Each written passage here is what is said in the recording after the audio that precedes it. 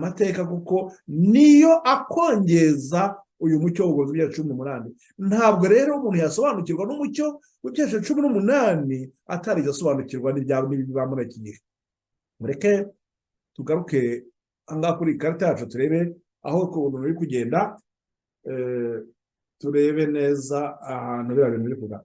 Nuko iyi karita ndabanza gushaka undi mwanya kuza kurushaho itsindagira, ariko icyo nashaka kugira ngo murebe ni ukugira ngo ubone yuko muri amateka ya ba Mireri hari iki gihe cya kera nyine cy'ubutumwa bwa marayika wa mbere.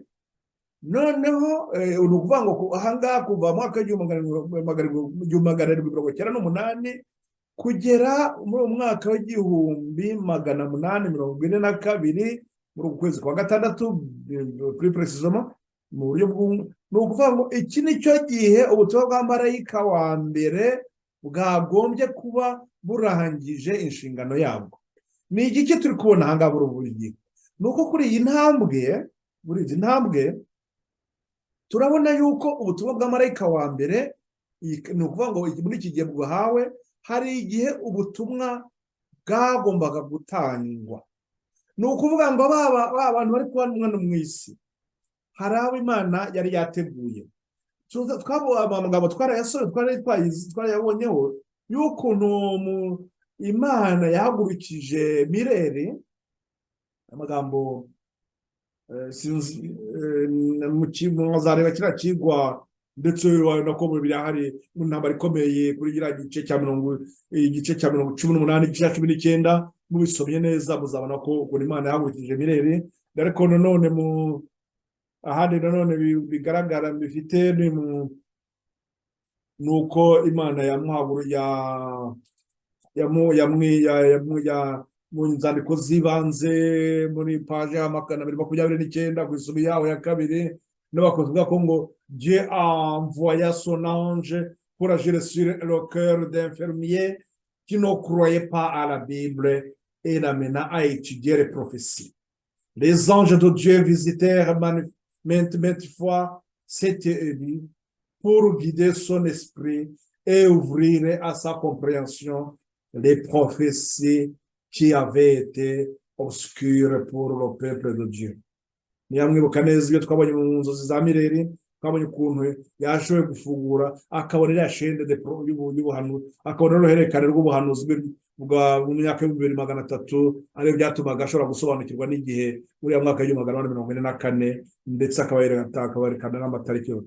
Ni ukuvuga ngo kiriya gihe, iki gihe habayeho igihe cy'uko uwo Mireri afata umwanya wo kwiga, akagera ubwo agera ku mucyo wose. Muri iki gihe ni kuri bwatangiye gutangaza ubutumwa, nibwo muzasoma muri mu ntambara ikomeye muri cya gice cya 20 nko kuri ya paje ya 359, niho uzatubwira ukuntu mu nyenyeri zaguye, muri bya bimenyetso byagombaga kwerekana, tubona muri Matayo 24, byagombaga kwerekana ko turi muri gihe cya nyuma. Ngaha niho noneho Imana icyo gihe itanze ikimenyetso cyo gukomeza nanone Mireri yuko ahagurukirwa kuko mu gukora umurimo w'igihe cye kigeze. Kuko icyo gihe nibwo yahawe uburenganzira bwo gutangira kujya kwigisha mu matorero yari ari icyo gihe. Mireri icyo gihe mu itorero ry'Abatisita, ariko icyo gihe n'andi madini yari ari icyo gihe yose nabo bagiye bamwemerera kuba yaza kwigisha, kugira ngo abigisha ikiwe gishyashya kinyuranye n'ibindi. Nuko yabaga ari kubaha umucyo werekeranye n'ubwo buhanuzi, kugira ngo abe ari kubereka yuko hari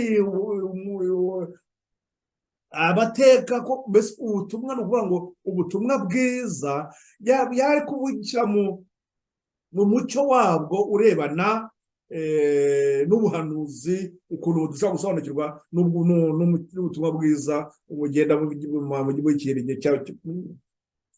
bwuzura mu gihe cy'ubuhanuzi.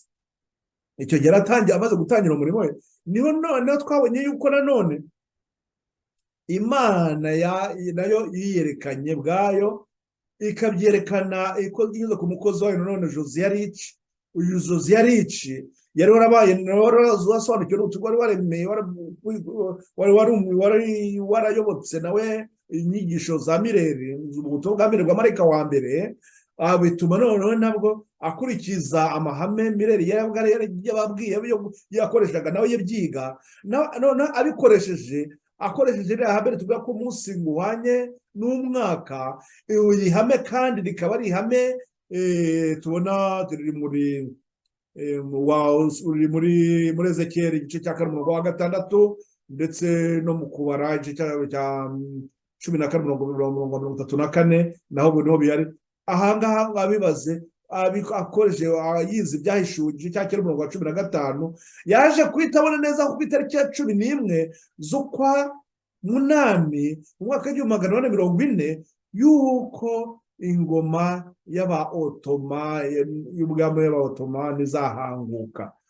Kandi koko niko byagenze, iriya tariki yarageze, ubwo bwami bw'Abaotomani burahanguka. Buhangutse rero byabaye ikimenyetso gikomeye ku bandi bose, bituma abantu barushaho kumva koko ati koko bwa butumwa Mireri aratanga, kuko ubwo butumwa bufite ireme, bufite ishingiro. Turabona ko Imana koko iyi ari byari kubitegura. Icyo gihe hatumye haboneka abantu benshi cyane, haba icyo kintu cy'ivugurura cyo gukanguka, cyo kugira ngo bitegure yuko umwana wabo bagiye kumusanganira.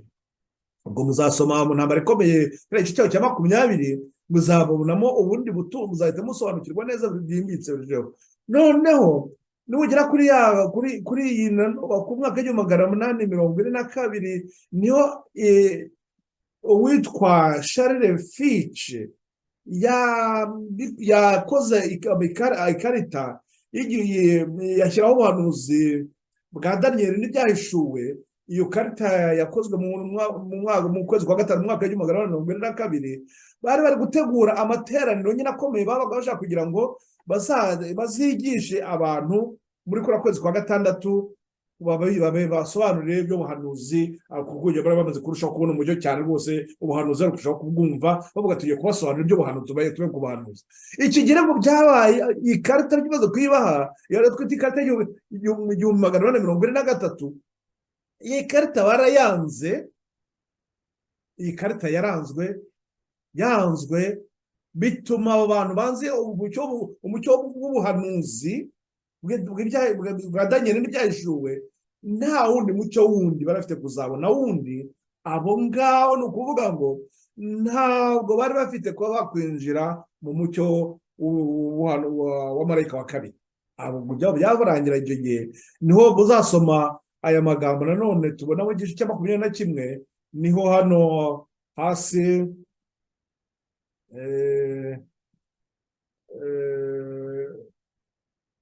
iyi karita reka basangize iyindi aho mubibona neza, kuko ahangaha nanjye ndikuye bitagaragara. Iyindi karita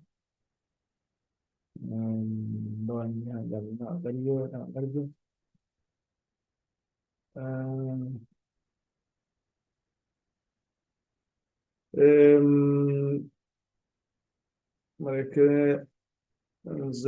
nibazaniye karita yindi nanone bidufasha gatatu iyi turi kureberaho.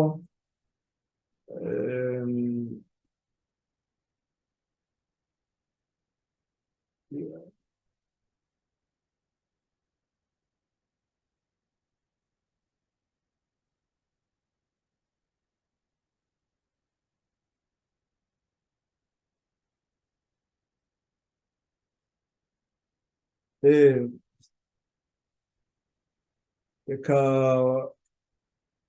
nibasangize noneho mu bundi buryo kugira ngo muyibone neza, kugira ngo muhite mubona neza.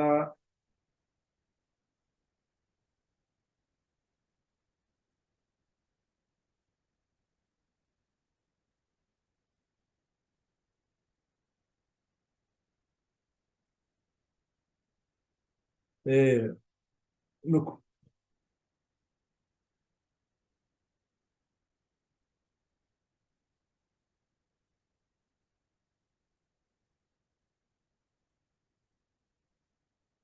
ukuvuga ngo ubu butumwa remba ari kubereka hano, ubutumwa bwa marayika wa mbere bwanzwe.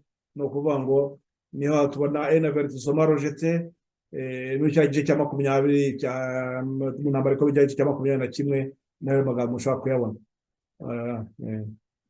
niyo mushobora kuyabona mukabona ko noneho icyo gihe bari banze uwo mucyo, ntabwo banze uyu mucyo, ntabwo bari bafite rero kuba bashobora kuba bakomeza ngo bajye mu rutonde rw'amarayika wa kabiri. Urutonde rw'amarayika wa kabiri rero butangiranye n'uyu mugabo witwa Fitch. Ni ukuvuga ngo mu rutonde rw'amarayika wa mbere hari William Miller wahawe uwo mucyo, aza ubutumwa bwe buhabwa ingufu na witwa Josiah Rich.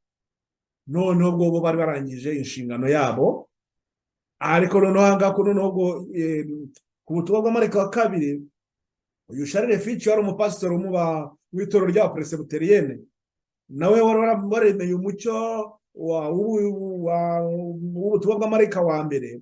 Izi nyigisho Miller yari gutwara bituma none Imana inamukoresha kwa kuri marayika wa kabiri, kuvuga ngo marayika wa kabiri kuvuga ngo yakoranye n'uyu Charles Fitch, bituma ndetse yakorana n'ikarita.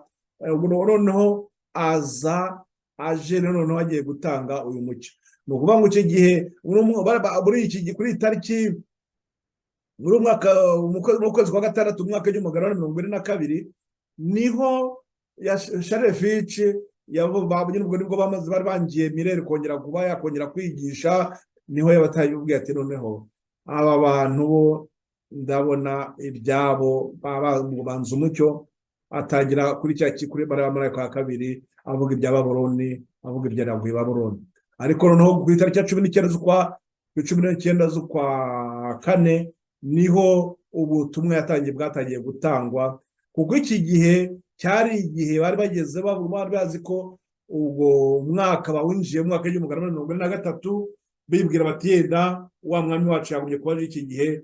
Ariko icyo gihe ntabwo yaje, ariko bigahura n'itariki n'umunsi wa mbere w'ukwezi kwa mbere, le premier jour du premier mois, ariho noneho habaye ugucika intege. Mu nzandiko za kera promesse kuri page ya 147 murahabona no gusobanura bwimbitse kuri iyi ngingo. Noneho nk'uko none mwabureba mu ntambara ikomeye, iki gice cya 21 n'igice cya 22 kuri iyi page ya 355 page ya 406 mwahabona n'amagambo narushaho gutsindagira ibyabaye kuri iki gihe. Noneho tukakindi gikurikiraho nuko ubwo haba ukwezi kwa 20 kwa karindwi ku itariki ya 21 ubwo hari ku munsi wa gatanu w'ukwezi kwa kane niho uwitwa Samuel Snow nawe yatangiye gusobanukirwa umucyo. Mureba niba kureba neza murabona ko Charles Fitch nawe murabona ko yajya gukora amakarita, murabona ko bikoze mbere. N'ahangana Samuel Snow nawe niyo wahakoze umucyo utanze ubutumwa bwa marayika, guhabwa ingufu ubutumwa bwa marayika wa kabiri. Ariko urabona ko mbere yaho hari ibyo nawe yaratangiye gusobanukirwa, ibyo gusobanukirwa bitwa prediction ya vaminu. Mbere ahagana tubonaho ukuba kwa mugani w'abakobwa 10, none byabageze mu gicuku ngo bakavuga ngo nibasohoke, umukwaraje ngo namusanganire. Niho tuvuga ngo byerekeye na credominu, ukurusaku rwa mu gicuku urwo rwakanguraga abakobwa, nyuma ngo bagasanga bamwe nta mavuta bafite, babandi b'abapfu. Abanyabwenge bo bari bafite amavuta, abo ngabo nibo bakombaga kuzakomeza bakayigira mwiteguro kugera ubwo bagira ku kigeragezo cyabo cya nyuma. Nanone hano ku itariki ukwezi kwa 10 kwa karindwi, umunsi wa 10 ukwezi kwa karindwi, ari umunsi w'impongano, ari uwo munsi umutambyi mukuru yageraga hera cyane ajya gusabira abana b'Imana imbabazi, kugira ngo noneho bezweho ibyaha, ubwoko bwose bwezweho ibyaha. Ibyo muzabisoma none muri iki cya 24 n'iki cya 28 bizabuza gusobanukirwa neza ibyabaye muri iki gihe. Ni ukuvuga ngo kuva muri gihe cy'itangiriro, nako kuva muri iki gihe iki gihe Miller ahagurikijwe kugira ngo yatange ubutumwa bw'amarayika wa mbere, bakurikiyeho ubutumwa bw'amarayika wa kabiri. Kuri bageze iki gihe n'ukuvuga ngo umwiteguro wari urangiye kugira ngo bashobore kuba bagira bate bagakomeza mu yindi nshingano ikurikiraho.